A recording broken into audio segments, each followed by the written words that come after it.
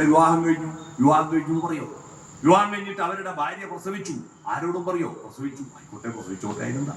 എന്നാൽ വിവാഹം കഴിയാത്തൊരു പെണ്ണ് പ്രസവിച്ചു എന്നിട്ട് എല്ലാവരോടും പറയോ? അല്ലേ? അറിവിന്റെ രഹസ്യമാണ് അതിന് ശക്തി വർദ്ധിപ്പിക്കുന്നത്, കൂടുതൽ പ്രചരിപ്പിക്കാൻ പ്രേരകമാണ്. വെളിച്ചത്തിന്റെ പ്രത്യേകത അത് കൂടുതൽ കൂടുതൽ ആളുകളെ അറിയിക്കുമെന്നാണ്. രസതന്ത്രം എന്ന് പറയുന്ന ഒരു സിനിമയുണ്ട്, കണ്ടിട്ടുണ്ട്? മോഹൻലാലിന്റെ കൂടെ ഒരു പയ്യനുണ്ട്, പണിക്കാരൻ. ഈ പയ്യനെ എങ്ങനെയെങ്കിലും നാട് പിടിക്കണമെന്ന് പറഞ്ഞപ്പോഴാണ് മോഹൻലാൽ ഇന്നസെന്റിനോട് പറയുന്നത്, ആ പയ്യനല്ല, അത് പെണ്ണാണ്. ആ പെണ്ണാന്നുള്ള സത്യം നിന്റെ ഭാര്യയോടെങ്കിലും പറഞ്ഞിട്ടുണ്ടെങ്കിൽ ഞാൻ കൊന്നുകളയുന്നു. ഈ കല്യാണം കഴിക്കുന്നതിന്റെ രഹസ്യം പറയാനാണ്, അല്ലേ? ഭാര്യയോടൊന്നും പറയാൻ പറ്റിയില്ല, പിന്നെ എന്ത് രഹസ്യ? രാത്രിയിൽ ഇത് ഭാര്യയോട് പറയാൻ പറ്റാഞ്ഞിട്ട് ഇന്നസെന്റ് ഉണ്ട് ശ്വാസം മുട്ടി കളിക്കുന്ന രംഗം. അത് ഇന്നസെന്റിന്റെ കുഴപ്പമല്ല, അറിവിന്റെ പ്രശ്നം. ആരോടുമൊന്ന് പറയണം. ഗുരുവിനകത്ത് മരമുണ്ടെന്ന ബോധ്യമുണ്ടായപ്പോ അതവൾ തന്റെ കൂട്ടുകാരെ വിളിച്ചറിയിക്കുകയാണ്. ഏഹേ, 4 മൂലക്കുന്ന് കാട്ടാളന്മാർ ഓടി വരിക. ഓഹോ, എന്തോ അപകടം പറ്റി. ഓടി വന്നപ്പോ ഇത് പറഞ്ഞു കൊടുക്കാൻ കുരു, മരം, നടണം എന്ന വാക്കുകളുണ്ടോ? ഇതെങ്ങനെ ബോധ്യപ്പെടുത്തും? ആ ബോധ്യപ്പെടുത്താനുള്ള ആ ഉത്കടമായ അഭിനിവേശത്തിൽ നിന്ന് പൊട്ടിമുളച്ച് പുറപ്പെട്ടതാണ് ഭാഷ. തന്റെ മുന്നിലുള്ള ആശയം ആരോടൊന്ന് പറഞ്ഞാലേ നമുക്ക് സമാധാനാവല്ലേ? എന്റെ മനസ്സിലുള്ള ആശയം നിങ്ങളോട് പറയാൻ വേണ്ടിയിട്ടാണ് 400 കിലോമീറ്റർ അപ്പുറത്ത് ഇന്നലെ രാത്രി മുതൽ പുറപ്പെട്ടിട്ട് ഞാൻ ഇവിടെ വന്നത് നിങ്ങളോട് പറയാനാ, അല്ലാതെ നിങ്ങൾക്ക് ചെക്ക് എഴുതി തരാനല്ലല്ലോ. ആരോടൊന്നും പറയുമ്പോൾ അശേഷേണ മറ്റുള്ളവരെ ബോധ്യപ്പെടുത്തിയിട്ട് ആനന്ദം ഉൾക്കൊള്ളുന്ന സാഹിത്യകാരന്മാരുടെ ഏറ്റവും വലിയ ആനന്ദം എന്താ? തന്റെ ഉള്ളിലുള്ള അസ്വസ്ഥതകളാവട്ടെ, അനുഭൂതികളാവട്ടെ, സൗന്ദര്യബോധമാവട്ടെ, വളരെ ഫലപ്രദമായി മറ്റുള്ളവരെ ബോധ്യപ്പെടുത്തുമ്പോ അത് കേൾക്കുന്നവരുടെ ആനന്ദത്തിലേക്ക് കൊടുക്കുമ്പോൾ ഉണ്ടാകുന്ന ഒരു ആനന്ദമാണ്. ഒരു സാഹിത്യകാരന് പുസ്തകം വിറ്റാൽ കിട്ടുന്ന പുസ്തകത്തിന്റെ പ്രതിഫലത്തെക്കാൾ അയാൾക്ക് കിട്ടുന്ന ആനന്ദം തന്റെ പുസ്തകം ആരെങ്കിലും വായിച്ചിട്ട് 2 അഭിപ്രായം പറയുമ്പോഴാണ്. അശേഷേണ ബോധ്യപ്പെടുത്തുന്നത്. അങ്ങനെയുള്ള പരിശ്രമത്തിൽ നിന്നാണ് ഭാഷയുണ്ടായത്. അങ്ങനെ അത് ബോധ്യപ്പെടുത്തി, കുരു നട്ട മരമുണ്ടാകും, മരത്തിൽ വീണ്ടും കുരു ഉണ്ടാകും എന്ന് ബോധ്യപ്പെട്ടപ്പോഴാണ് കഴിഞ്ഞ വർഷം അന്തരിച്ചു പോയ നാടകഗാന പാട്ടുകാരിയിലെ മച്ചാട്ട് വാസന്തി അവര് പാടിയ പഴയ നാടകഗാനമുണ്ട്. ഇപ്പൊ അടുത്ത കാലത്ത് യേശുദാസ് സിനിമയിൽ പാടി. ആ പാട്ടിൽ ഒരു വരി ഓർമ്മയുണ്ടോ? അക്കാണും മാമല വെട്ടി വയലാക്കി ആര്യൻ വിത്തെറിഞ്ഞു, പച്ചപ്പനന്തത്തെ പുന്നാരപ്പൂമുത്തെ പുന്നെല്ലിൻ പൂങ്കരളി. ആ മാമല വെട്ടി വയലാക്കി വിത്തിട്ടു. ആ വിത്തിടൽ സംസ്കാരത്തിന്റെ ശിലാസ്ഥാപനമായിരുന്നു. ആ വിത്തിട്ടപ്പോഴാണ് ഇത് മുളക്കുമോ, മുളച്ചാൽ പൂക്കുമോ, പൂത്താൽ കായ്ക്കുമോ എന്നറിയുവാൻ സമയത്തിന് അളവ് പോലുണ്ടായത്. അതുപോലെ സമയത്തിന് അളവ് പോലില്ല. രാവും പകലും മാറി മാറി വരുന്നു. അതിങ്ങനെ ഇഷ്ടം പോലെ ചിതറിക്കിടക്കുകയാൽ സമയത്തെ പറ്റി ഒരു ഭയവും ഉണ്ടായിരുന്നില്ല. വിത്തിട്ടപ്പോ മുളക്കാൻ കാത്തു നിന്നു, ക്ഷമയുണ്ടായി. മുളച്ചപ്പോൾ വലുതായി, വലുതായപ്പോ പൂത്തു, പൂത്തപ്പോ കായ്ച്ചു. അപ്പൊ സമയമെടുത്തു. അപ്പൊ ഒരിടത്ത് സ്ഥിരവാസമാക്കിയപ്പോഴാണ് മേൽക്കൂര വേണമെന്ന് ചിന്തയുണ്ടായത്. ചുള്ളിക്കമ്പുകൾ നിരത്തിയിട്ട് മഴ കൊള്ളാതെ വെയിൽ കൊള്ളാതെ ഒരു മേൽക്കൂര ഉണ്ടാക്കി. ആ മേൽക്കൂരക്കുള്ളിലേക്ക് കിടന്നുറങ്ങുമ്പോ മഴവെള്ളം ഒഴുകിയിട്ട് ശരീരത്തിലൂടെ ഒഴുകാതിരിക്കാൻ കിടന്നെടുത്ത് മണ്ണ് വാരിക്കൂട്ടി തറയുണ്ടാക്കി. ആ തറക്കുള്ളിലേക്ക് പക്ഷിമൃഗാദികൾ കയറി വരാതിരിക്കാൻ പനയോലകൾ കൊണ്ടും ചളിക്കട്ടകൾ കൊണ്ടും ചുമരുണ്ടാക്കി. അങ്ങനെ ആദ്യത്തെ ദൈവമുണ്ടായി. ഏതാ ദൈവം എന്നറിയാം? നമ്മുടെ വേദങ്ങളിൽ ഒരു ദൈവത്തിന്റെ പേര്. ദൈവങ്ങൾ കുറെ മരിച്ചു പോയിട്ടുണ്ട്. ഞാനിപ്പോ ലോകത്ത് മരിച്ചുപോയ ദൈവങ്ങളുടെ ലിസ്റ്റ് എടുക്കുക. മരിച്ചുപോയ ദൈവങ്ങൾ ഒരു 100-300 പേര് കിട്ടിയിട്ടുണ്ടായിരുന്നു. മരിച്ചുപോയി. ഇപ്പൊ ആരും പണ്ട് പ്രാർത്ഥിച്ചിരുന്നവരും ഇന്ന് ആരും പ്രാർത്ഥിക്കാത്തതുമായ ദൈവങ്ങൾ 300 ദൈവമുണ്ട് ഈ ഭൂമിയിൽ. അതിലൊരു ദൈവം ഇവിടെയാണ് വയലാർ പാടിയ മതങ്ങൾ ജനിക്കും മതങ്ങൾ മരിക്കും മനുഷ്യനൊന്നേ വഴിയുള്ളൂ എന്ന പാട്ടിന്റെ വരികളുടെ അർത്ഥം നിങ്ങൾ അറിയുക.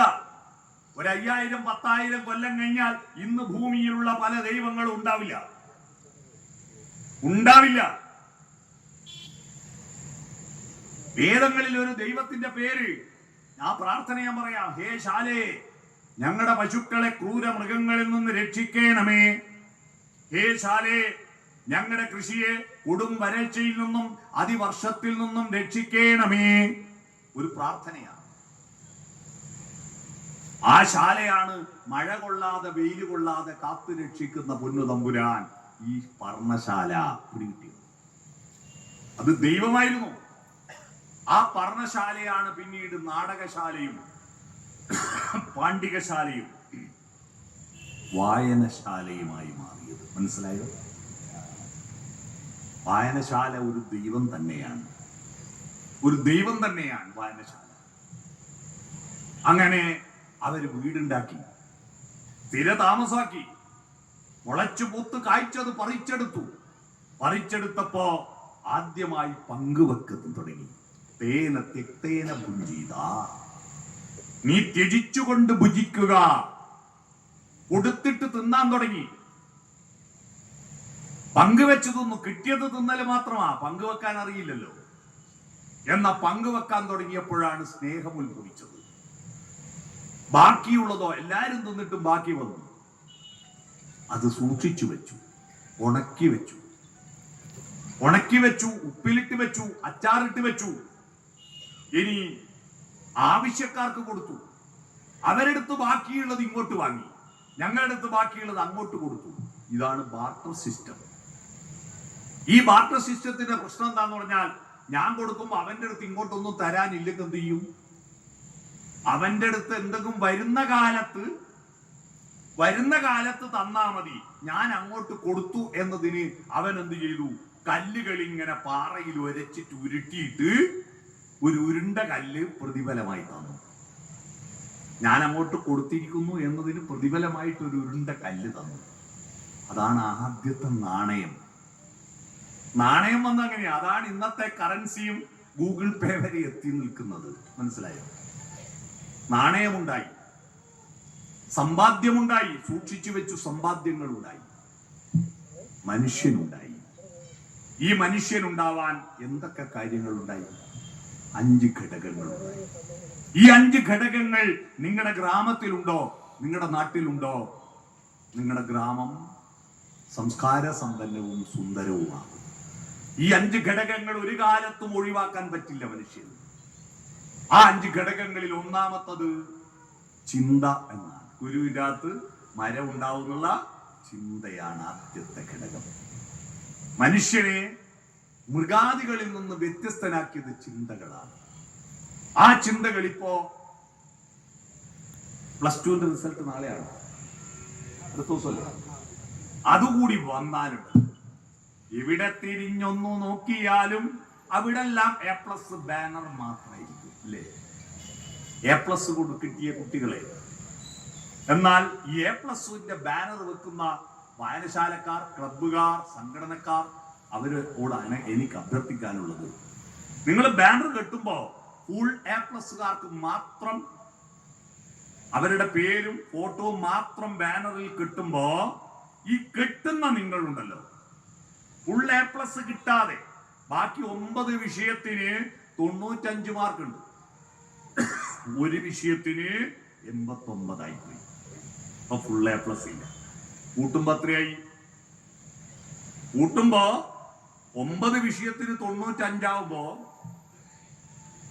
ഈ 89 കൂട്ടിയാൽ മൊത്തത്തില് 949 മാർക്കാവും.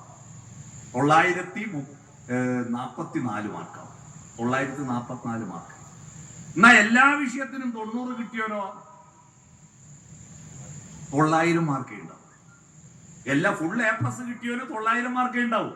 മറ്റവന് 944 മാർക്ക് ഉണ്ടാവും. പക്ഷെ ഒരു വിഷയത്തിന് 1 കുറഞ്ഞു പോയി. അതിന്റെ പേരിൽ ഓന്റെ ബാനറോ ഓന്റെ ഫോട്ടോ എവിടെയും വെക്കാതെ ഫുൾ എ പ്ലസ്സുകാർക്ക് മാത്രം ബാനർ വെച്ചാൽ അത് കാണുന്ന ഒരു വിഷയത്തിൽ എ പ്ലസ് നഷ്ടപ്പെട്ടവനില്ലേ, അവന്റെ ഉള്ളിലുള്ള ദേഷ്യം ഉണ്ടല്ലോ, നിങ്ങളത് നേരിടാൻ തയ്യാറായിക്കോ.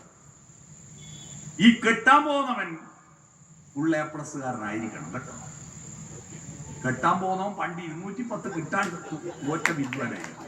മനസ്സിലായി അല്ലേ? 210 കിട്ടാണ്ട് തോറ്റ വിദ്വാനായിരിക്കും. അതുകൊണ്ട് ഈ കെട്ടുമ്പോ നമ്മൾ മനസ്സിലാക്കേണ്ടത് എന്താണ് ഈ പ്ലസ്. ഈ പ്ലസ് എന്ന് പറയുന്നത് എന്താണെന്നറിയുന്നു?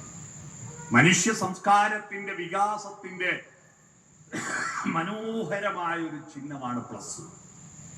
പ്ലസ് എന്ന് പറഞ്ഞത് ഇങ്ങനെയും ഇങ്ങനെയും വരക്കുന്നത് ഒരു വലിയ തത്വശാസ്ത്രത്തിന്റെ പ്രതീകമാണ്. എന്താ പ്ലസ്? പക്ഷിമൃഗാദികൾ അന്നും ഇന്നും എന്നും ഒരുപോലെ ജീവിക്കുന്നു, അവർക്ക് പ്ലസ് ഇല്ല. മനുഷ്യർ ഈ ഭൂമിയിൽ ജനിക്കുന്നതിന് 10 ലക്ഷം വർഷം മുമ്പ് ആനകൾ ഈ ഭൂമിയിൽ ഉണ്ടായിരുന്നു. ഈ ആനകൾ അന്ന് എങ്ങനെയാ ജീവിച്ചത്, അതുപോലെ തന്നെയാ 2025 ജീവിക്കുന്നത്. ഒരാനയും ഭഗവാന്റെ തിടമ്പ് എഴുന്നള്ളിക്കുമ്പോ ഷർട്ട് ഇടാറില്ല, ട്രൗസർ ഇടാറില്ല, ഉടുക്കാതെ നടക്കുന്നു. മനുഷ്യന്റെ പ്രത്യേകത ഇന്നലെ ജീവിച്ചതിൽ നിന്ന് വ്യത്യസ്തമായി ഇന്ന് എന്തെങ്കിലും ഒന്ന് ചിന്തിക്കുകയോ എന്തെങ്കിലും ഒന്ന് അന്വേഷിക്കുകയോ എന്തെങ്കിലും ഒന്ന് പറയുകയോ എന്തെങ്കിലും ഒന്ന് പാടുകയോ എന്തെങ്കിലും ഒന്ന് സമ്പാദിക്കുകയോ അധ്വാനിക്കുകയോ ഇന്ന് ചെയ്തിട്ടില്ലെങ്കിൽ നിങ്ങൾ ചത്തതിനൊക്കുമേ ജീവിച്ചിരിക്കുന്നു. ഇന്നലെ ഇല്ലാത്തത് എന്തെങ്കിലും ഒന്ന് നമ്മൾക്ക് ഇന്ന് പ്ലസ് ഉണ്ടാവണം. ഈ പ്ലസ് ഉണ്ടാക്കുന്നതിൽ നമ്മുടെ ഭാരതം പരാജയപ്പെട്ടിട്ടാണ് നമ്മുടെ രാജ്യം തകർന്നു പോയത്. നമ്മുടെ ഭാരത സംസ്കാരം ഉടലെടുത്തത് പ്ലസ് ഉണ്ടാക്കിക്കൊണ്ടാണ്. ഉപനിഷത്തുകൾ ഉണ്ടാക്കിയതെന്താ? ഉപവിഷ്ടരായിട്ട് നിശേഷത്വ സത്യത്തെ പറ്റി ചർച്ച ചെയ്തിട്ട് ചിന്തിച്ചിട്ടാണ് ഉപനിഷത്ത് ഉണ്ടായത്. ആ ഉപനിഷത്തുകൾ നിസ്സത്ത് എന്ന് പറഞ്ഞാൽ നിശേഷ സത്യം, ആത്യന്തികമായ സത്യത്തെ പറ്റി അന്വേഷിച്ചിട്ട് എഴുതി വെച്ചു. ആ ഉപനിഷത്തുകള് എഴുതി വെച്ചവരെന്ത് പറഞ്ഞു? ഇത് കേവലം പഠിച്ചാ പോരാ. ഓം സഹനാവവതു സഹനൗ ഭുനക്തു സഹവീര്യം കരവാവഹി തേജസ്വിനാവധീതമസ്തു മാ വിദ്യുഷാവഹി എന്ന മന്ത്രം കേട്ടിട്ടുണ്ടോ? എന്താ ഈ മന്ത്രങ്ങളൊന്നും ഹിന്ദു മതത്തിന്റെ അല്ല. കാരണം ഈ മന്ത്രം എഴുതുന്ന കാലത്ത് ഹിന്ദു മതമില്ല, യഹൂദ മതമില്ല, ഇസ്ലാം മതമില്ല, ഒരു മതമില്ല. ഒരു മതമില്ല ഈ മന്ത്രം എഴുതുന്ന കാലത്ത്. എന്താ? സഹ അവവധു, ഒരുമിച്ചിരുന്ന് ചിന്തിച്ച് ചർച്ച ചെയ്യണമെന്ന വായനശാലകൾ അതിന്റെ ഇടമാണ്. വായനശാലകൾ ഒരുമിച്ച് ചർച്ച ചെയ്യണം. സഹ അവവധു, ചർച്ച ചെയ്തിട്ട് അതിന്റെ അകത്തുള്ള വീര്യം ഭുജിക്കണം. അതിന്റെ ഉള്ളിൽ നല്ല കാര്യങ്ങളുണ്ട്. ഒറ്റ വായനക്ക് നമുക്ക് ഭുജിക്കാൻ പറ്റില്ല. വീണ്ടും വീണ്ടും ചർച്ച ചെയ്യുമ്പോൾ അത് ഭുജിക്കാൻ പറ്റും. ഞാനൊരു ചോദ്യം നിങ്ങളോട് ചോദിക്കാം, ഉത്തരം എല്ലാവരും പറയണം. എല്ലാവർക്കും അറിയുന്ന ഉത്തരമേ ചോദിക്കൂ. പക്ഷെ നിങ്ങൾ പറയുമോ, പ്രതികരിക്കുന്നവരാണോ എന്നറിയാൻ ചോദിക്കുന്നു കേട്ടോ. ചോദ്യം ഇതാണ്: തേനുണ്ടാക്കുന്ന ആരാ? പറയൂ, ഒന്ന് ഒച്ചത് പറയൂ. തേനുണ്ടാക്കുന്ന ആരാ? ആരാ? തേനീച്ച. തേനുണ്ടാക്കുന്ന തേനീച്ച എന്ന ഉത്തരം തെറ്റാണ്.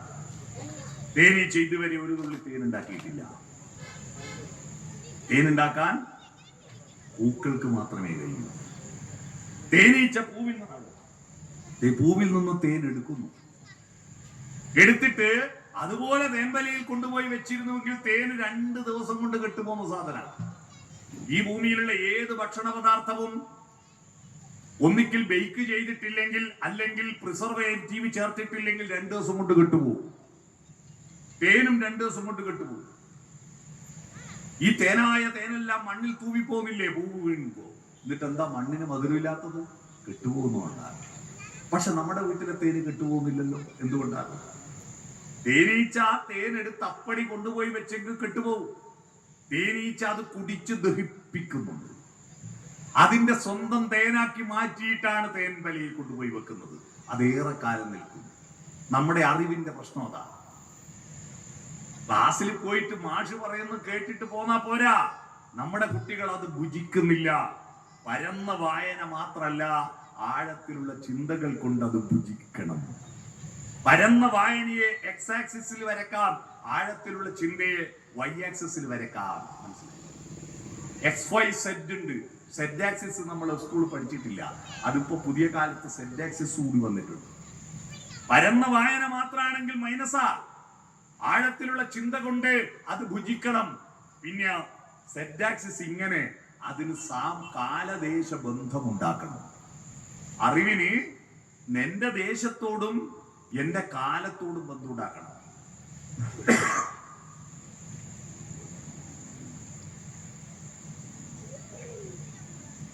ആ ബന്ധം ഉണ്ടാക്കാൻ വൈലോപ്പള്ളി ശ്രീധരമേനോൻ പറഞ്ഞൊരു വാക്കുണ്ട്, അറിയാവോ? സെഡ് ആക്സിസ് ആണ്.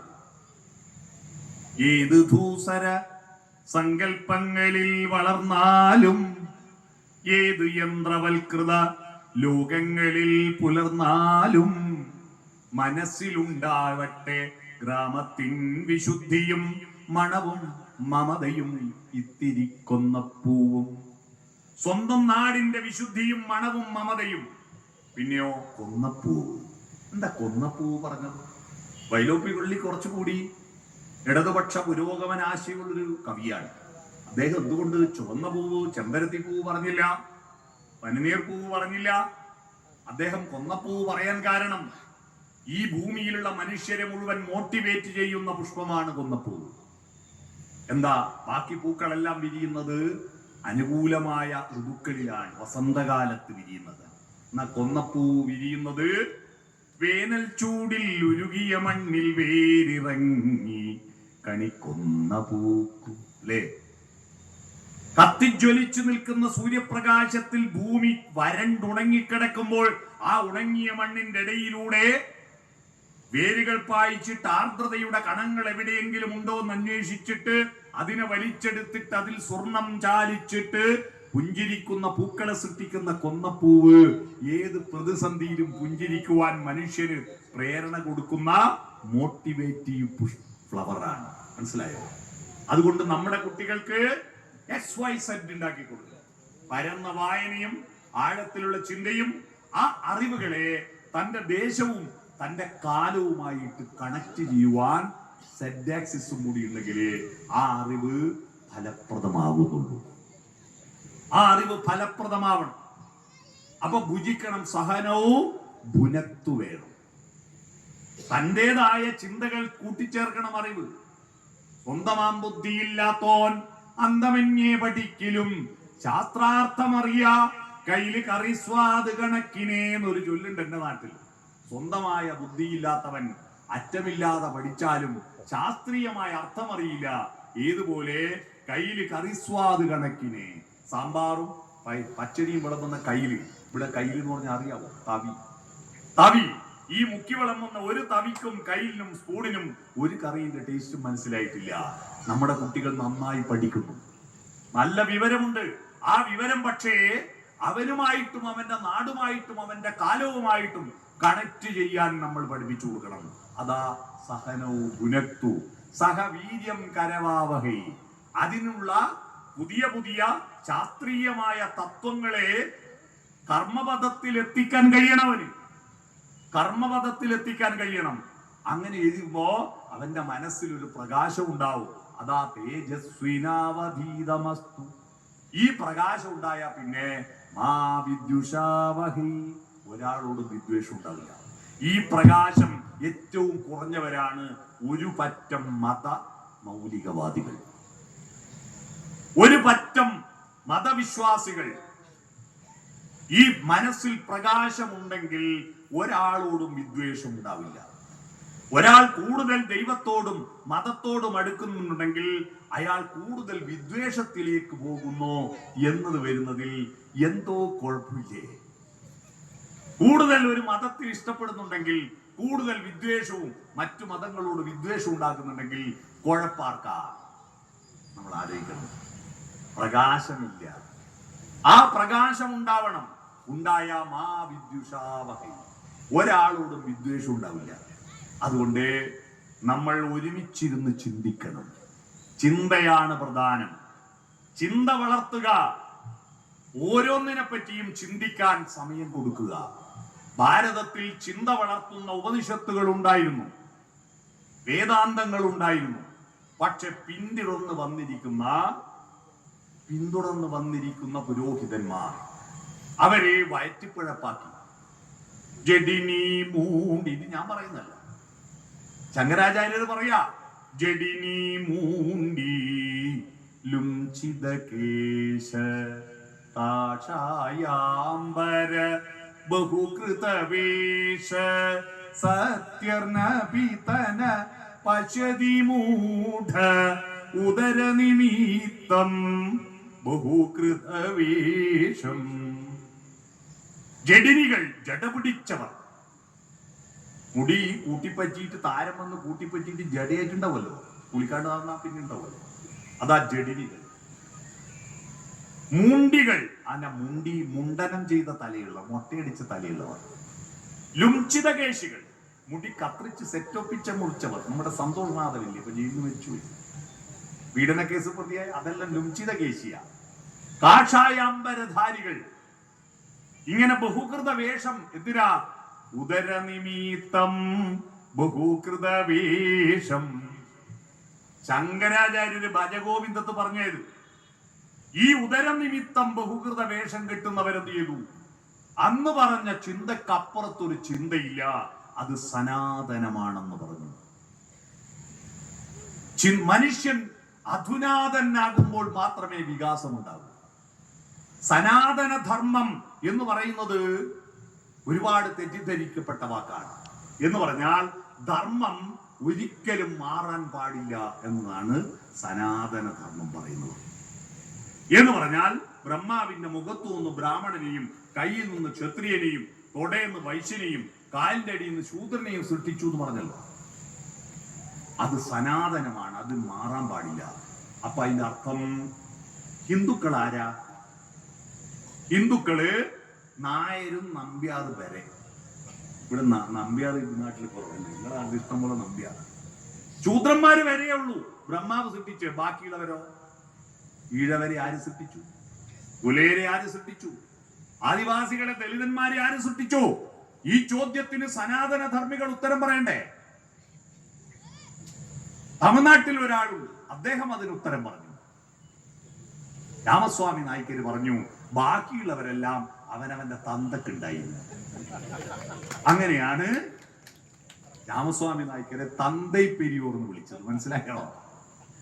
തമിഴ്നാട്ടിലെ ദളിതന്മാർക്ക് തന്ത ഉണ്ടാക്കി കൊടുത്ത അയാളാണ്. ഇതാ സനാതനം. നമുക്ക് മനുഷ്യന് വേണ്ടത് പണ്ടുള്ളവരുടെ ബുദ്ധി മാത്രമേ വേണ്ടൂ, എന്റെ ബുദ്ധി പണയം വെച്ചിരിക്കുന്നു എന്ന് പറഞ്ഞവരെ സനാതന ധർമ്മികൾ എന്ന് വിളിക്കും. അല്ല, എന്റെ ബുദ്ധി കൊണ്ട് പണ്ടത്തെ കാലഘട്ടത്തിലെ അറിവുകളെ ഞാൻ പുതുക്കിക്കൊണ്ടിരിക്കും എന്ന് പറയുന്നവരെ അധുനാതന ധർമ്മികൾ എന്ന് വിളിക്കും. ഇന്ത്യ രാജ്യം അധുനാതന ധർമ്മികൾ കുറയുകയും സനാതന ധർമ്മികൾ കൂടുകയും ചെയ്തുകൊണ്ടാണ് നമ്മുടെ രാജ്യം പുറകോട്ട് പോയി. അല്ലെങ്കിൽ വിസ്ഡം എറൈസ് ഫ്രം ഈസ്റ്റ്, വിവേകം കിഴക്ക് നിന്ന് ഉദിക്കുന്നു എന്ന് ഇംഗ്ലീഷുകാർ പണ്ട് പറഞ്ഞ കിഴക്ക് നമ്മളാ. കാരണം എന്താണെന്നറിയോ? 18 പുരാണങ്ങൾ എഴുതി, രാമായണം, ഭഗവത്ഗീത, മഹാഭാരതം എഴുതിയില്ലേ? വേദങ്ങൾ, വേദാന്തങ്ങളെല്ലാം എഴുതിയില്ലേ? നിങ്ങൾ ആലോചിച്ചു. ഈ വേദങ്ങളൊന്നും എഴുതി വെച്ചിരുന്നില്ല കേട്ടോ. വേദങ്ങളെല്ലാം ഓദിക്കല. വേദങ്ങൾ പഠിപ്പിക്കുന്ന ആളെന്താ പറയാ? ഓദിക്കൻ അല്ലേ? ഇന്നലെ VT ഭട്ടതിരിപ്പാടിന്റെ സ്മാരക മന്ദിരത്തിന് മുഖ്യമന്ത്രി ശിലാസ്ഥാപനം നിർവഹിച്ചു. VT ഭട്ടതിരിപ്പാടിന്റെ ആത്മകഥയിൽ പറയുന്നുണ്ട്, ഓദിക്കന്റെ മുമ്പ് പോയിട്ട് അടികൊണ്ടതിന്റെ കഥ പറയുന്നുണ്ട്. ചെറിയ കുട്ടിയായിരിക്കുന്നു, എഴുത്തറിയില്ല, ഓതുക, പറയുക. ഈ പറയുമ്പോ വേദങ്ങളുടെ ഒരു പ്രശ്നം എന്താന്ന് പറഞ്ഞാൽ, നമ്മൾ ഈ പറയുമ്പോ ചില കാര്യം വിട്ടുപോകും, പിന്നെ എന്തെങ്കിലും ചില കാര്യം കൂട്ടിച്ചേർക്കുകയും ചെയ്യും. ഞങ്ങള് ഒന്നിച്ച് പഠിച്ച SLCക്ക് ഒന്നിച്ച് പഠിച്ചവര് കഴിഞ്ഞ ദിവസം കൊടകിൽ ടൂറിന് പോയി. ടൂറിന് പോകുമ്പോൾ ബസ്സിൽ ഇടത്തും വലത്തും ഇരുന്നിട്ട് ഞങ്ങൾ മത്സരം, അന്താക്ഷരി അറിയാമോ? സിനിമ പാട്ടുകൊണ്ടൊരു മത്സരമുണ്ട്. പല്ലവിയാ പാടുക, പല്ലവിയുടെ അവസാനത്തെ വാക്കിന്റെ ആദ്യത്തെ അക്ഷരം വെച്ചിട്ട് അടുത്ത ടീം പാടും. അപ്പൊ ഞാൻ ഒരുപാട് പാട്ടറിയുന്ന ഒരാളാന്നുള്ള കാര്യത്തിൽ എന്റെ ടീമിലുള്ളവരെല്ലാം ആത്മവിശ്വാസത്തിലാണ്. പക്ഷെ കാലക്കേടിന് ഞങ്ങൾക്ക് നാന്നുള്ള അക്ഷരം പലതവണ ആവർത്തിച്ചു വന്നു. നാന്നേ വരുന്നുള്ളൂ. നാൽ തുടങ്ങുന്ന എനക്കറിയുന്ന പാട്ടെല്ലാം പാടിക്കഴിഞ്ഞു. ഇനി വന്ന കുടുങ്ങിയ ഒരു നായും മനസ്സിൽ വരുന്നു. അങ്ങനെ കുറച്ചുകൂടി കഴിഞ്ഞപ്പോ അതാ വരുന്നു, വീണ്ടും കഴിഞ്ഞു, തീർന്നു. അപ്പൊ മറ്റേ കൂട്ടർ പറ തോൽവി സമ്മതിക്ക്. നമ്മൾ തോറ്റാൽ ഉള്ള നാണക്കേടായി. ഞാനൊരൊറ്റ പാട്ട്, നട്ടപ്പാതിരാവായി നേരം പനി കുളിരമ്പിളി, നമ്മൾ ജയിച്ചു. ആ പൊട്ടന്മാർക്ക് മനസ്സിലായില്ല, വെറും പാതിരാവായി ദേവു, ഞാൻ നട്ട കൂട്ടിയതാ. മനസ്സിലായ? ഞാൻ ഇത് പറഞ്ഞത് വേദങ്ങൾ ഇങ്ങനെ ചൊല്ലുമ്പോൾ പലതും പ്രക്ഷിപ്തങ്ങളുണ്ടാവും, കൂട്ടിച്ചേർക്കും. ചിലത് ലോപിച്ചു പോകും. കിട്ടാത്തത് ഈ സിനിമ ഗാനമേളക്കെല്ലാം ചില ആള് പാടുന്ന പാട്ടിലെ വാക്ക് കേട്ടിട്ടുണ്ട്. ചില പാട്ട് ഇന്ദ്രധനുസേന്തി വരുന്ന ഹലാഹല സേനകൾ എന്നെല്ലാം പാടും ചില ആള്. എന്താ ഇതിന്റെ വാക്കിന്റെ അർത്ഥം? ONV കുറിപ്പ് എപ്പോഴും പറയലുണ്ട്, ശരബിന്ദു മലർ ദീപനാളം മീട്ടിനെപ്പോഴും എല്ലാരും പാടും ശരബിന്ദു. അങ്ങനെ ഒരു ബിന്ദുവേ ലോകത്തില്ല. ശരബിന്ദു എന്ന് പറഞ്ഞൊരു ബിന്ദു ഇല്ല. അദ്ദേഹം ഉദ്ദേശിച്ചത് ശരത്കാലത്തെ ഹിന്ദുവാണ്. ശരത്കാലത്തെ ഹിന്ദുവാണ്. മനസ്സിലായോ? ശരത്ത് ഒരു നല്ല ഋതുവാണ്. വയലാർ രാമവർമ്മക്ക് ഏറ്റവും ഇഷ്ടമുള്ള ഋതുവാണ് ശരത്ത്. അതുകൊണ്ടാണ് അദ്ദേഹത്തിന്റെ മോന് ശരത്ത് ചന്ദ്രവർമ്മ എന്ന് പേരിട്ടു. മനസ്സിലായോ? അതാണ് ശരബിന്ദു. ഞാൻ പറഞ്ഞു വന്നത്, ഈ വേദങ്ങൾ ഇങ്ങനെ മൂല്യശോഷണം വന്നപ്പോ ഒരു മുക്കുവ സ്ത്രീയുടെ മകൻ, അവൻ ഇത് മുഴുവൻ ബൈഹാർട്ട് പഠിച്ചിട്ട് അതിൽ എഡിറ്റ് ചെയ്യാന്ന് പറഞ്ഞാൽ കൂട്ടിച്ചേർത്തെല്ലാം ഒഴിവാക്കി, വിട്ടുപോയെല്ലാം കൂട്ടിച്ചേർത്തു, എഡിറ്റ് ചെയ്തു. എന്നിട്ട് 4 പാർട്ടാക്കി പബ്ലിഷ് ചെയ്തു. എഴുതി വെച്ചിരുന്നല്ലോ, ഋക്ക്, യജുസ്, സാമം, അഥർവം എന്ന് 4 പാർട്ടാക്കി പബ്ലിഷ് ചെയ്തു. അയാളാണ് ആദ്യത്തെ പബ്ലിഷർ, ആദ്യത്തെ എഡിറ്റർ, ആദ്യത്തെ കളക്ട് ചെയ്ത് എഡിറ്റ് ചെയ്ത് പബ്ലിഷ് ചെയ്തു. സമ്പാദകൻ, സംശോധകൻ, പ്രസാധകൻ, ഈ 3 വാക്കിന് ഒറ്റ വാക്കുകൾ സംസ്കൃതത്തിൽ വ്യസിച്ചവൻ. അങ്ങനെയാണ് ഇയാൾക്ക് എന്ത് പേര് വന്നത്? വേദവ്യാസൻ. വേദങ്ങളെ വ്യസിച്ചു. ഇതൊക്കെ ചെറിയ പണിയാണ്. നിങ്ങൾ ആലോചിച്ചു, ഇത്രയും ബുദ്ധിയുണ്ട് നമ്മൾ. 18 പുരാണങ്ങളിൽ ഏതാണ്ട് 25,000 പേരുണ്ട് കഥാപാത്രങ്ങൾക്കില്ലേ? 25,000 പേര് കണ്ടുപിടിക്കണ പണിയത്തിന് നമുക്ക് ഇപ്പൊ നാട്ടിൽ പ്രചരിച്ച പേരല്ല, ഈ പുസ്തകത്തിന് വന്ന പേരല്ലേ. ഇപ്പൊ നമുക്ക് 2 മക്കളുണ്ടെങ്കിൽ തന്നെ പേരിടാൻ കണ്ടാളോടെല്ലാം ചോദിക്കുക, നെറ്റ് തപ്പുക. അന്നേരാണ് ധൃതരാഷ്ട്രം 3 മക്കൾക്ക് പേര് വന്ന് വിട്ടത്. ഒരു പേര് ആവർത്തിച്ച് വന്നിട്ടില്ലല്ലോ, ഇല്ല. ഇത്രയും എഴുതി വെച്ചു. അത് ഞാൻ പോട്ടെ, ഇവിടെ ഇംഗ്ലീഷ് മരുന്ന് ഉപയോഗിക്കാൻ തുടങ്ങിയിട്ട് 10-200 കൊല്ലല്ലേ. മെൻഡലിയേഫിന്റെ പട്ടികയും 104 മൂലകങ്ങളും മൈക്രോസ്കോപ്പും പണലും ടെസ്റ്റ് ട്യൂബും എല്ലാം ഉപയോഗിച്ചിട്ട് പല രാസപരീക്ഷണവും നടത്തി, എക്സ്റേയും അല്ലെ സ്കാനിങ് എല്ലാം വന്നതിന് ശേഷമല്ലേ ഇംഗ്ലീഷ് മരുന്നിന്റെ ആധുനിക മോഡേൺ മെഡിസിൻ വന്ന. എന്നാൽ ഒരു ടെസ്റ്റ് ട്യൂബും മൈക്രോസ്കോപ്പും ഇല്ലാത്ത കാലത്ത്, ഇതിനേക്കാൾ 1500 കൊല്ലം മുമ്പ്, നമ്മുടെ നാട്ടിലുള്ള മരങ്ങളുടെയും ചെടികളുടെയും വള്ളികളുടെയും ഇലയും തൊലിയും പൂവും കായും വേരും ഈ ഒറ്റ ലാബേ ഉള്ളൂ, വായ. അതിൽ ചവച്ചരച്ച് നോക്കിയിട്ട് അമ്ല ഗുണമാണോ ക്ഷാരഗുണമാണോ എന്ന് കണ്ടെത്തിയിട്ട് വാദത്തിന് പറ്റുമോ പിത്തത്തിന് പറ്റുമോ കഫത്തിന് പറ്റുമോ എന്ന് മനസ്സിലാക്കിയിട്ട് ആയിരക്കണക്കിന് കഷായവും അരിഷ്ടവും ലേഹ്യവും വടകവും ഗുളികയും തൈലങ്ങളും ഉണ്ടാക്കി വെച്ച ചരകനും സുശ്രുതനും സഞ്ജീവിനിയും ചെറിയ ബുദ്ധിയാ. കേട്ട ചെറിയ ബുദ്ധിയാ. എന്നിട്ടും എന്തേ നമ്മുടെ രാജ്യം പട്ടിണി രാജ്യമായി? നമ്മൾ ഗൗരവതരമായി ഈ വായനശാലയുടെ വാർഷികത്തിൽ, 60ാം വാർഷികത്തിൽ ചിന്തിക്കണം. ഈ വായനശാല മുതൽ ഇവിടെയുള്ള ഏതെങ്കിലും ഒരു ആധുനിക ഉപകരണം ഇന്ത്യ കണ്ടുപിടിച്ചിട്ടുണ്ടോ എന്ന് നോക്കൂ നിങ്ങൾ. ഇത്രയും ബുദ്ധിമാന്മാരല്ലേ. ഈ മൈക്ക് കണ്ടുപിടിച്ചത് നമ്മുടെ രാജ്യത്തല്ലല്ലോ, എന്റെ വാച്ച് കണ്ടുപിടിച്ചത് നമ്മുടെ രാജ്യത്തല്ല, പേന കണ്ടുപിടിച്ചത്, കണ്ണട കണ്ടുപിടിച്ചത്, കടലാസ് കണ്ടുപിടിച്ചത്, അച്ചടി കണ്ടുപിടിച്ചത്, ബൾബ് കണ്ടുപിടിച്ചത്, നിങ്ങൾ ഇരിക്കുന്ന കസേര പ്ലാസ്റ്റിക് കണ്ടുപിടിച്ചത്, കാറും ലോറിയും കണ്ടുപിടിച്ചത്, താറും സിമെന്റും കണ്ടുപിടിച്ചത് ഒന്നും നമ്മുടെ രാജ്യത്തല്ല. എന്താണ്? അതാണ് നമ്മൾ പറയുന്നത്, മനസ്സിലാക്കേണ്ടത്. മനുഷ്യന്റെ വികാസം സനാതനമല്ല, അധുനാതനമാണ്. പുതുക്കിക്കൊണ്ടിരിക്കണം. ആ പുതുക്കാനുള്ള ഏറ്റവും മനോഹരമായ ബുദ്ധിയുടെ ചലനമാണ് ചിന്ത. ചലനത്തെ പറ്റി ഞാൻ പറഞ്ഞല്ലോ. ബുദ്ധി ചലിക്കുന്നുണ്ടോ ചിന്തിക്കണം. ചിന്ത മുഴുവൻ നമ്മൾ റീലുകളിലേക്കും ചിന്ത മുഴുവൻ നമ്മൾ വാട്സപ്പിലേക്കും ഫേസ്ബുക്കിലേക്കും നീക്കി വെച്ചാൽ നമ്മുടെ യുവാക്കൾക്കുണ്ടാകുന്ന ഒരു അസുഖം നിങ്ങൾ അറിയുമോ? ഞാൻ ഉണ്ടാക്കിയ അസുഖമല്ല, ഇപ്പൊ അന്താരാഷ്ട്ര തലത്തിൽ പറഞ്ഞിരിക്കുകയാണ്. ബ്രെയിൻ ഡ്രോട്ട്, ബൗദ്ധികമായിരിക്കുന്ന വരൾച്ച സംഭവിക്കുന്നു ചെറുപ്പക്കാർ. ബുദ്ധിയുണ്ട്, നല്ല ബുദ്ധിയാണ്, അപാര ബുദ്ധിയാ കുട്ടികൾക്ക്, പക്ഷെ അത് വരണ്ടു പോകുന്നു. അവർക്ക് 30 സെക്കൻഡിൽ കൂടുതൽ ഒന്നിൽ ക്ഷമിച്ചിരുന്ന് നോക്കാൻ പറ്റുന്നില്ല. വിലാസിനിയുടെ പുസ്തകങ്ങൾ,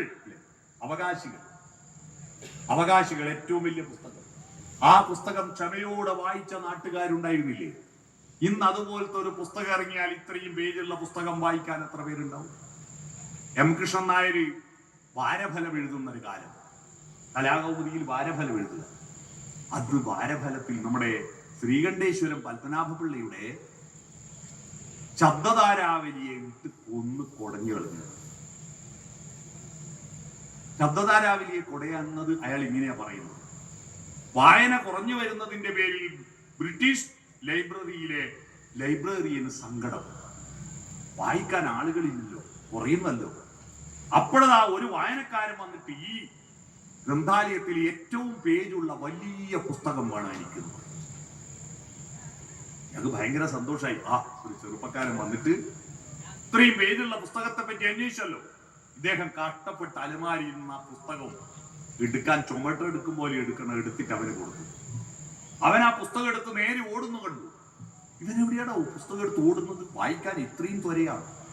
ചെന്നു നോക്കിയപ്പോ ഒരു അലമാരിയുടെ മുന്നിൽ ആ പുസ്തകം വെച്ചിട്ട് ഈ അലമാരയുടെ മേലത്തെ തട്ടിലാണ് ഈ പൈങ്കിളി പ്രസിദ്ധീകരണങ്ങൾ. അത് എത്തുന്നില്ല ഇവന്. അവിടെ സ്റ്റൂളില്ല, സ്റ്റൂളിന് പകരം വെച്ചതായി.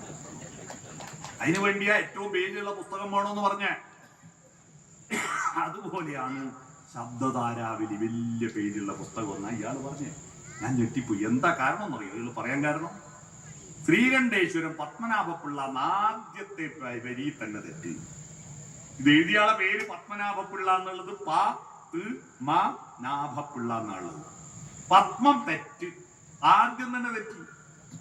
പത്മമല്ല പത്മമത, തവളേന്റെ തായല്ല ദേന്റെ തായ വേണ്ടത്. എന്നിട്ട് പദം കാല്, അമ്മ, സരസ്വതിയുടെ മഹാലക്ഷ്മിയുടെ പദം, അമ്മയുടെ പദം പതിയുന്നത് കൊണ്ടാണ് പത്മ എന്ന് പേര് വന്നത്. അവിടെ തന്നെ പത്മനാഭപിള്ളക്ക് തെറ്റി. പിന്നെ ബാക്കി ഈ ഉള്ളിലുള്ള എന്തായിരിക്കും കഥ എന്ന് പറഞ്ഞിട്ട് അതിനെ ഇട്ട് കശക്കി എറിഞ്ഞത് എനിക്കിപ്പോ ഓർമ്മയുണ്ട്. അന്ന് വായിച്ചത്. ഞാൻ പറയാ, അരമിനിറ്റിൽ കൂടുതൽ ഒന്ന് കണ്ടിരിക്കാൻ ക്ഷമയില്ല. Brain drought. കാരണം ചിന്തയില്ലാഞ്ഞിട്ടല്ല, ബുദ്ധിയില്ലാഞ്ഞിട്ടല്ല. ആ ചിന്തയെ നവങ്ങളായിട്ട് വികസിപ്പിക്കുവാൻ ക്ഷമയോടുകൂടി ഏകാഗ്രമായി ഇരിക്കുവാൻ നമ്മുടെ യുവാക്കളെ പരിശീലിപ്പിക്കൂ. അത്ഭുതങ്ങൾ സൃഷ്ടിക്കുക. അതുകൊണ്ട് വായനശാലക്ക് ചെറിയ പണിയല്ല. വളർന്നുകൊണ്ടിരിക്കുന്ന ആ ബുദ്ധിയെ അധുനാതനമാക്കാത്തത് കൊണ്ടാണ് നമ്മുടെ രാജ്യം വരണ്ടുപോയത്, അറിയണം. അതുകൊണ്ട് ചിന്തയാണ് ഏറ്റവും പ്രധാനം. രണ്ടാമത്തത്, 5 വിഷയം പറഞ്ഞു തന്നത്. രണ്ടാമത്തത് ആശയവിനിമയമാണ്, കമ്മ്യൂണിക്കേഷൻ. കമ്മ്യൂണിക്കേഷന്റെ വിസ്ഫോടനാത്മകമായ വികാസം ഉണ്ടായ കാലഘട്ടമാണിത്, അല്ലേ? ഇപ്പൊ ലോകത്തെ ഏത് അറിവും നമ്മുടെ വിരൽ തുമ്പത്താണ്. കുഞ്ഞുണ്ണി മാഷ് ഒരു കവിത എഴുതിയിട്ടുണ്ട് അതിനെക്കുറിച്ച്. ലോകം ഒന്നായിരിക്കുന്നു, കമ്പി കൊണ്ടും കമ്പിയില്ല കമ്പി കൊണ്ടും. പണ്ട് ടെലഗ്രാമിന് കമ്പി എന്നല്ലേ പറയാ. കമ്പി വന്നു, കമ്പിയും കമ്പിയില്ല കമ്പിയും കൊണ്ട് ലോകം ഒറ്റയായി, ഒറ്റ വില്ലേജായി. പക്ഷേ കരള് കൊണ്ടല്ല. കരള് കൊണ്ട് നമ്മളെല്ലാം ഒറ്റക്കൊറ്റക്കാൾ. എല്ലാവരും അവനവനാകുന്ന സാമ്രാജ്യത്തിലെ ചക്രവർത്തിമാരാവുന്നു. സംസ്കാരം ഉടലെടുത്തത് കിടപ്പുമുറികളിൽ നിന്നല്ല. സംസ്കാരം ഉടലെടുത്തത് മൈതാനങ്ങളിലും തെരുവുകളിൽ നിന്നുമാണ്. സംസ്കാരം ഉടലെടുത്തത് ചർച്ചകളിലും സമ്മേളനങ്ങളിൽ നിന്നുമാണ്. സംസ്കാരം ഉടലെടുത്തത് വാഗ്വാദങ്ങളിൽ നിന്നാണ്. അല്ലാതെ ഒറ്റക്കൊറ്റക്ക് ഇരുന്നിട്ട് മൊബൈൽ നോക്കിയാൽ സംസ്കാരം ഉടലെടുക്കില്ല. അതുകൊണ്ട് ആശയവിനിമയം ഫലപ്രദമാവണം, ജൈവികമാവണം. ഡിജിറ്റൽ മാത്രമായി തീരുമ്പോൾ എന്താ പ്രശ്നം? നമ്മുടെ കുട്ടികളെല്ലാം ആൻഡ്രോയിഡ് കുഞ്ഞപ്പന്മാരാവും, യന്ത്രന്മാരാവും. അവർക്ക് ബുദ്ധി വളരും. പക്ഷേ ഈ ബുദ്ധിയെയും ശരീരത്തെയും കണക്ട് ചെയ്യുന്ന ഒരു ഘടകമുണ്ട്. ഈ ഘടകമാണ് മനുഷ്യന് മനുഷ്യനാക്കിയത്. ശ്രീനാരായണ ഗുരു പറഞ്ഞു, മനുഷ്യാണാം മനുഷ്യത്വം. എന്ത് ഈ മനുഷ്യത്വം? മനുഷ്യത്വം എന്ന് പറഞ്ഞ ബുദ്ധിയല്ല. മനുഷ്യത്വം എന്ന് പറയുന്നത് മനസ്സിൽ നിന്നുണ്ടാകുന്ന നല്ല ഗുണങ്ങളാണ്.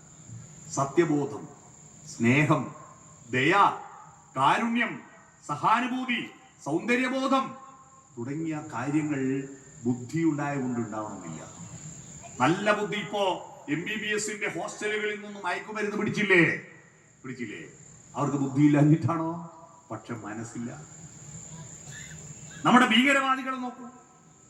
ഈ ഭീകരവാദികളെല്ലാം നല്ല അറിവുള്ള ടീമാ, നല്ല അറിവുള്ള. ഇപ്പോ പഹൽഗാമില് സാധാരണ മനുഷ്യരെ വെടിവെച്ചു കൊന്ന കൂട്ടത്തിൽ ഒരുത്തൻ ഫാർമസിസ്റ്റ് കോഴ്സ് പഠിക്കാൻ കേരളത്തിൽ വന്നിരുന്നു.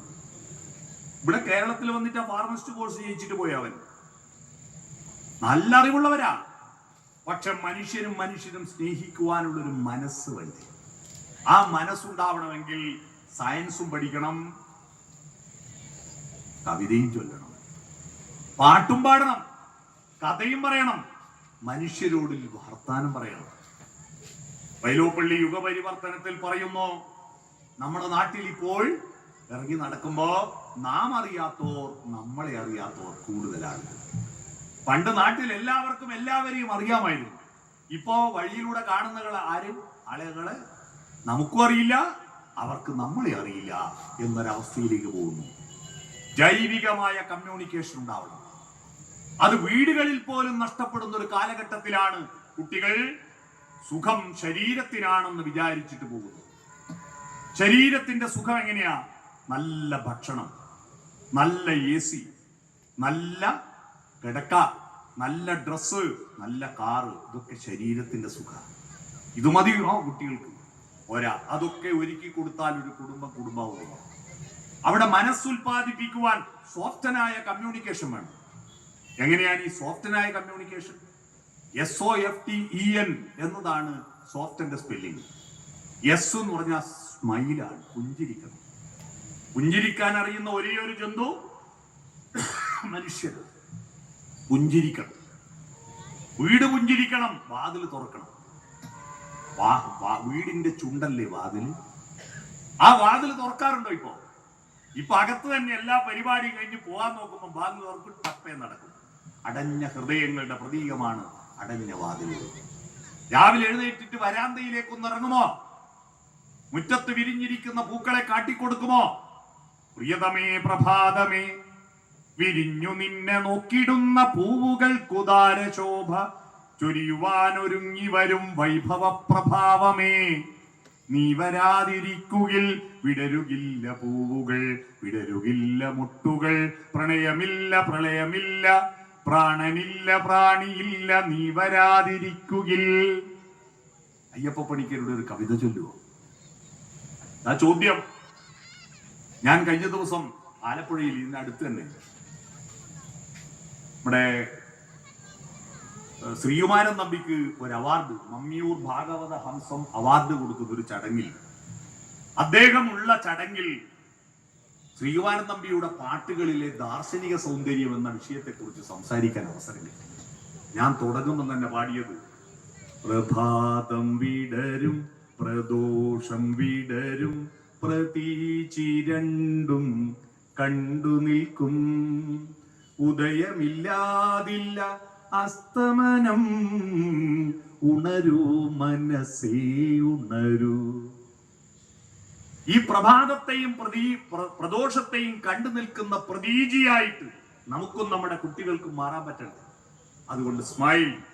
രണ്ടാമത്തത് ഓപ്പൺ ഹേർട്ട്. ഹൃദയം തുറന്ന് വർത്തുവാനും പറയും. കുടുംബത്തിൽ ഹൃദയം തുറന്ന് അച്ഛനും അമ്മയും മക്കളും വട്ടത്തിൽ നിന്ന് സംസാരിക്കും. എന്താ സംസാരം? ലോകത്തുള്ള സകല കുറ്റവും കുറവല്ല. അതാരാ റോഡിലൂടെ പോകുന്നു? ബഷീർ, മഹാവൃത്തിയായിട്ടുണ്ട്. പിന്നെയോ ഗോപാലൻകുട്ടി തീരെ പോക്ക. പഞ്ചായത്ത് മെമ്പർ ഒരു ചുക്കിനും കൂടില്ല. പഞ്ചായത്ത് പ്രസിഡന്റ് അയ്യേ മഹാപോക്ക. MLA ഒന്നിനും പറ്റില്ല. മന്ത്രിമാരെല്ലാം ഭക്ഷണന്മാർ, മുഖ്യമന്ത്രി ഭീകരൻ, എല്ലാവരും മോശ. ഒരാളെ ഉള്ളൂ ലോകത്ത് നല്ല, അതാരാ? ഞാൻ മാത്രം. ഈ ചർച്ചകളാണ് നമ്മുടെ വീടുകളിൽ നടക്കുന്നത്. ഇത് കേട്ട് കേട്ട് നമ്മുടെ കുട്ടികളുടെ അടിസ്ഥാന ഭാവം എന്താണെന്നറിയോ? I am okay, you are not okay. ഞാൻ മാത്രം ശരി, നിങ്ങളൊന്നും ശരിയല്ല. ഒരു ശരി എപ്പോഴും കൃത്യമായി ശരിയാവുന്ന എപ്പോഴാണെന്നറിയോ? എന്റെ ശരിയും നിങ്ങളുടെ ശരിയും ഒത്തുചേർന്ന് നമ്മുടെ ശരിയാവുമ്പോഴേ യഥാർത്ഥ ശരിയുണ്ടാവും. ഇതിപ്പോ എന്താ? 6 ശരികളാണ് ലോകത്തെ എല്ലാ കലാപങ്ങളും ഉണ്ടാക്കുന്നത്. 1, ഞാൻ മാത്രം ശരി. 2, എന്റെ ദൈവം മാത്രം ശരി. 3, എന്റെ മതം മാത്രം ശരി. 4, എന്റെ ജാതി മാത്രം ശരി. 5, എന്റെ പാർട്ടി മാത്രം ശരി. 6, എന്റെ രാജ്യം മാത്രം ശരി. ഈ 6 ശരികളിലൂടെയാണ് ലോകത്തെ സകല കലാപങ്ങളും ഉണ്ടാവുന്നത്. 1,10,000 കൊലപാതകങ്ങൾ 2024 ഈ ഭൂമണ്ഡലത്തിൽ നടന്നു. അറിയാം, 1,10,000. കഴിഞ്ഞ നിലമ്പൂരിൽ നിന്ന് ഒരു ചെറുപ്പക്കാരനെ കടുവ തിന്നുകളഞ്ഞു. എന്റെ വീട്ടിൽ നിന്ന് 37 കിലോമീറ്റർ പോയാൽ തലപ്പുഴ മാനന്തവാടി തലപ്പുഴയിൽ ഒരു സ്ത്രീയെ, രാധയെയും, ഒരു കടുവ തിന്നുകളഞ്ഞു. കടുവക്ക് മാംസം മാത്രമേ തിന്നാൻ പറ്റൂ. അതിന് പച്ചക്കറി തിന്നാൻ പറ്റില്ല. അതിന് പഴങ്ങൾ കഴിക്കാൻ പറ്റില്ല. അതിന് കാട്ടിലെ മാനിനെയും കാട്ടിലെ മുയലിനെയും മാത്രമേ പിടിക്കാൻ പാടുള്ളൂ എന്ന് അതിനറിയില്ല. അതിന് ഇറച്ചിയുള്ള ആരെയും തിന്നും.